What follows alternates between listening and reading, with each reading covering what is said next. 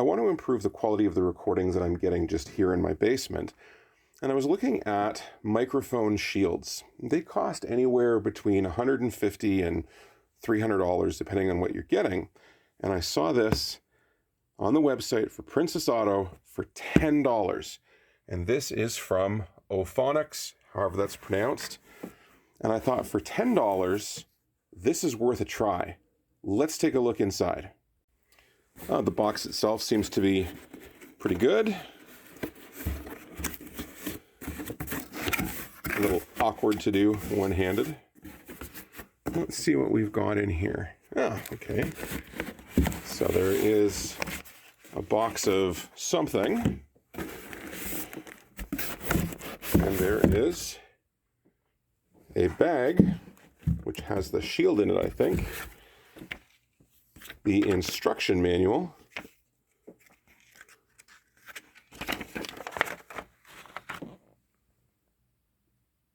Mostly diagrams about how you put it together. And a card that gives you a membership to their resource vault where you can get all kinds of guides and different things. So let's see what's in here.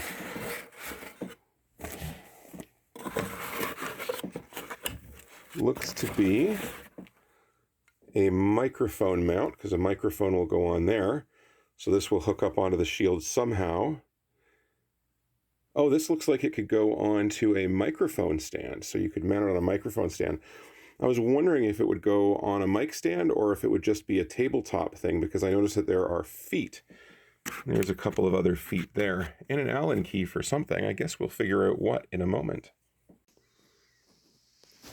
This is how it comes out of the bag.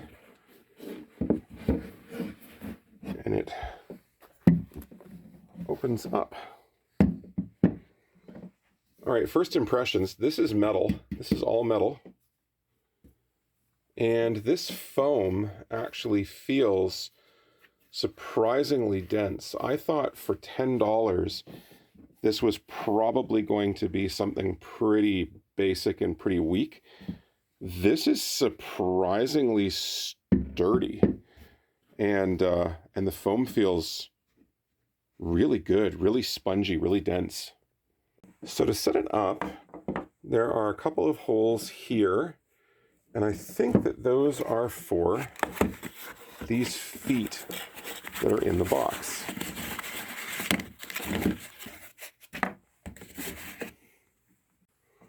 There are 2 feet installed, and then there's this here, which is a part of the hinge and how it folds up, and I think that screws into here this way on. So let me put that on. We'll come back. And sure enough, on it goes.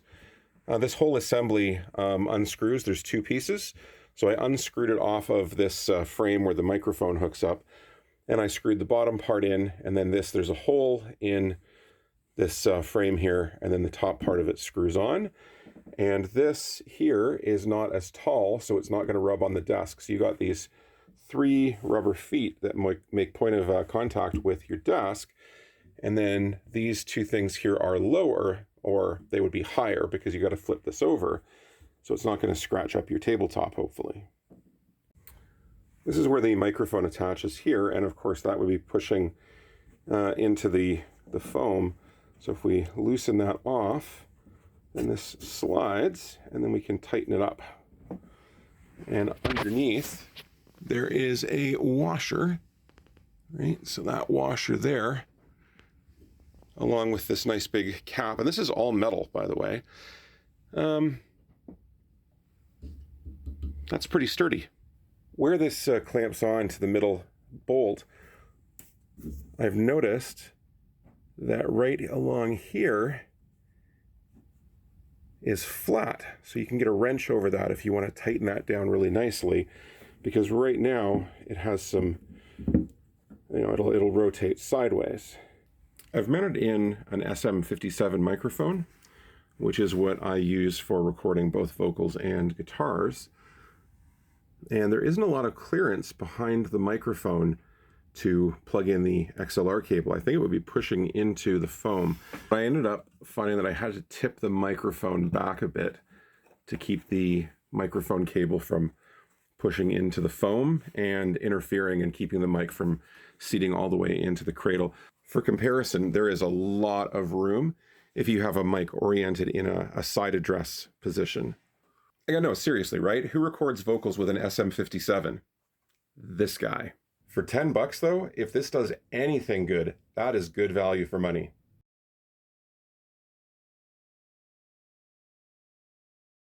Come tears confound, outsword to wound this pap of Pyramus, and I the left pap where heart doth hap, thus die I, thus, thus, thus.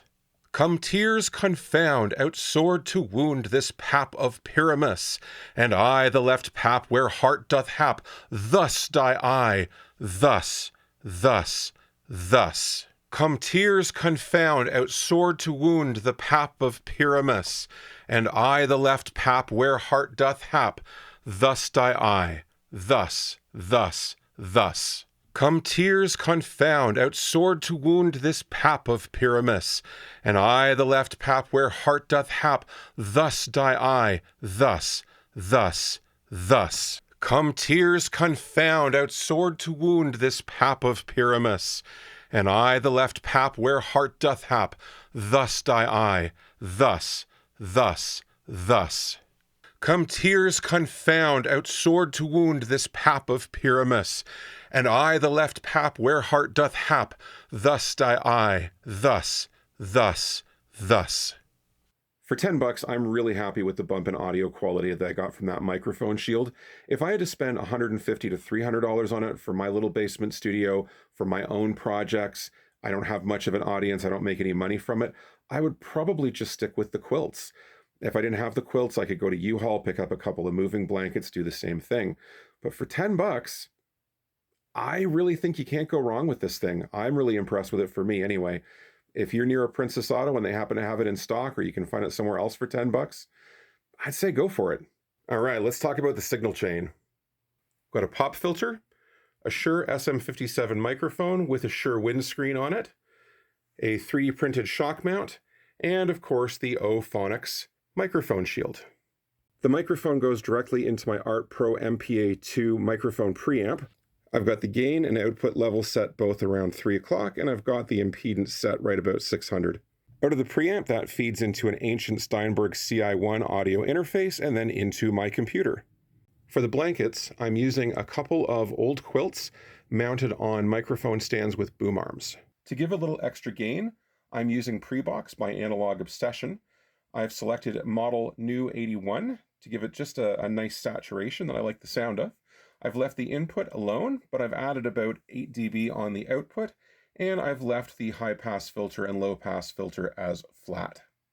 For compression, I'm using Buster SE by Analog Obsession.